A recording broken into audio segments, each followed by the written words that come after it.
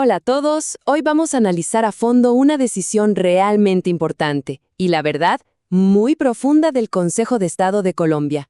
Es una historia que tiene de todo.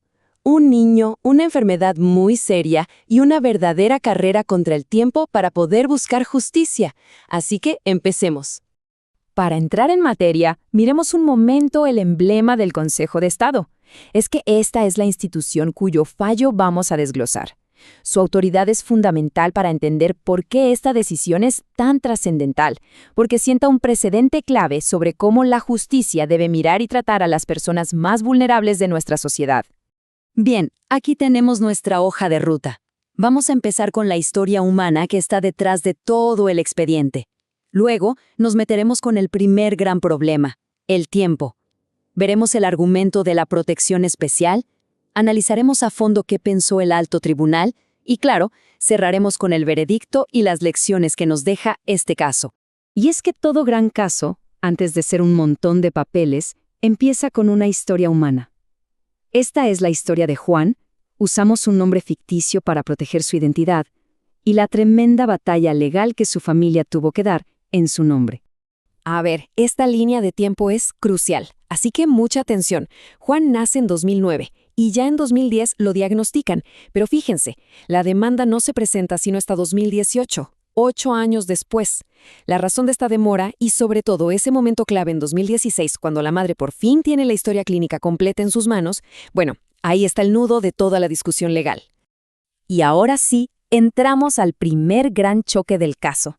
La ley, como saben, pone plazos muy estrictos para poder demandar, y en esta historia ese plazo se convirtió en un muro que parecía imposible de saltar.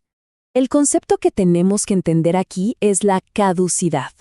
Para que quede claro, pensemos en esto como la fecha de vencimiento de un producto. No hay excusas, no se puede pausar. Una vez que el tiempo se agota, la puerta para ir a la justicia, en teoría, se cierra para siempre. ¿Y de cuánto tiempo estamos hablando? Para este tipo de demandas contra el Estado, que se llaman de reparación directa, la ley da una ventana de apenas 2 años. Un tiempo que, la verdad, es muy corto, sobre todo cuando las circunstancias son tan complejas como en este caso. Y aquí vemos exactamente cómo pensó el primer tribunal que estudió el caso. La cita es clarísima. Para ellos, el reloj de esos 2 años empezó a correr en 2010 con el diagnóstico. Como la demanda llegó en 2018, la conclusión fue tajante. El plazo ya había vencido. Caso rechazado. Punto. Pero la historia no se acabó ahí, ni mucho menos. La familia apeló esa decisión y llevó el caso hasta el Consejo de Estado. Y su argumento principal fue algo muy poderoso, que las reglas, por más rígidas que sean, no se pueden aplicar igual para todo el mundo, especialmente cuando hablamos de proteger a los más débiles. Miren, esta imagen lo resume perfectamente. Por un lado, una regla que busca dar seguridad y que sea igual para todos. Y por el otro, un principio de la Constitución que nos obliga a proteger con más fuerza a ciertos grupos. Entonces, la gran pregunta para el Consejo de Estado era, ¿qué pesa más? Es que los abogados de la familia no se basaron en una simple opinión. Tenían hechos muy contundentes. Juan no era un demandante cualquiera. A ver, era un niño, era miembro de una comunidad indígena y además padecía una enfermedad catastrófica. La suma de todas estas vulnerabilidades, argumentaron, exigía que la regla del tiempo se analizara de una forma totalmente diferente. Bueno, con esto llegamos a la parte más densa, pero también la más fascinante. Vamos a desglosar cómo el Consejo de Estado, el alto tribunal, se enfrentó a estos argumentos. Vamos a ver qué dijo sobre el plazo para demandar y también sobre el fondo del asunto, la supuesta falla médica. Esta fue la primera, y quizás la más grande, pregunta que el Consejo de Estado tuvo que resolver. Es decir, ¿acaso esa protección especial significa que reglas como la caducidad simplemente desaparecen o no aplican? Y aquí viene la genialidad de la respuesta del Consejo. No, la regla no se ignora. La caducidad existe y es importante. Pero su aplicación no puede ser automática, no puede ser un cálculo matemático. El juez tiene la obligación de preguntarse, ¿esta persona, con sus circunstancias particulares, tuvo una oportunidad real de ir a la justicia dentro del plazo? Este es el corazón del fallo en lo que respecta al tiempo. El Consejo dijo, un momento, es totalmente injusto y desproporcionado pretender que una madre que acaba de recibir el diagnóstico de VIH de su hijo, lidiando con su propia vulnerabilidad y la de su comunidad, tuviera la cabeza y los medios para empezar una pelea legal en ese instante. Por eso, determinaron que el reloj de los 2 años no empezó a correr con el diagnóstico, sino en 2016, cuando ella recibió la historia clínica y pudo entender que quizás hubo una falla. Y con ese nuevo cálculo, la demanda sí se presentó a tiempo.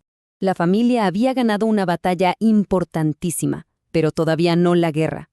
Ya superado el muro del tiempo, ahora venía la segunda gran pregunta. ¿Lograron demostrar que el Estado tuvo la culpa del daño?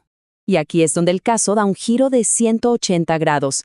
Al revisar las pruebas, el Consejo de Estado se dio cuenta de que, más allá de la tragedia humana, no había evidencia suficiente para culpar al hospital. Por ejemplo, en la historia clínica no había nada que demostrara que se omitió información. Tampoco había pruebas de que los médicos supieran que la madre tenía VIH para poder tomar precauciones. En resumen, legalmente, no se pudo conectar una falla del hospital con el contagio del niño. Y así llegamos al final de este largo camino judicial. Vamos a ver cuál fue la decisión definitiva y, lo que es más importante, qué podemos aprender de todo este proceso. El veredicto final fue confirmar la decisión inicial, negar las pretensiones de la demanda. Y esto es clave entenderlo bien. La familia ganó el argumento sobre el tiempo, y eso sienta un precedente valiosísimo para otras personas vulnerables. Pero perdió el caso en el fondo, porque en estos procesos de responsabilidad la prueba es fundamental. Sin pruebas, no hay caso. Entonces, ¿qué nos llevamos de este análisis? Saquemos algunas lecciones en limpio. Primero, la justicia puede y debe ser flexible con los plazos cuando se trata de los más vulnerables. Segundo, esa protección especial no es un cheque en blanco. No te da la victoria automáticamente. Igual hay que probar los hechos. Tercero, la prueba es la reina del proceso judicial. Y cuarto, la importancia de una historia clínica completa y bien diligenciada, tanto para los médicos como para los pacientes. Y ya para ir concluyendo esta explicación, vamos a dejar un espacio para quienes tengan dudas o necesiten alguna orientación sobre temas parecidos a este. Este caso nos deja con una reflexión final muy profunda.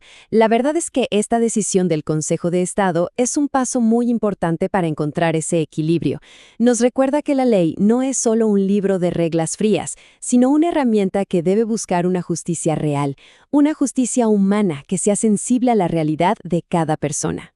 Si este análisis ha generado preguntas o si alguien necesita alguna aclaración, en pantalla están los datos de contacto. Se puede escribir al correo electrónico contáctenos@tuasesorjurídico.gov o comunicarse al WhatsApp 312-340-2104. Muchas gracias por acompañarnos.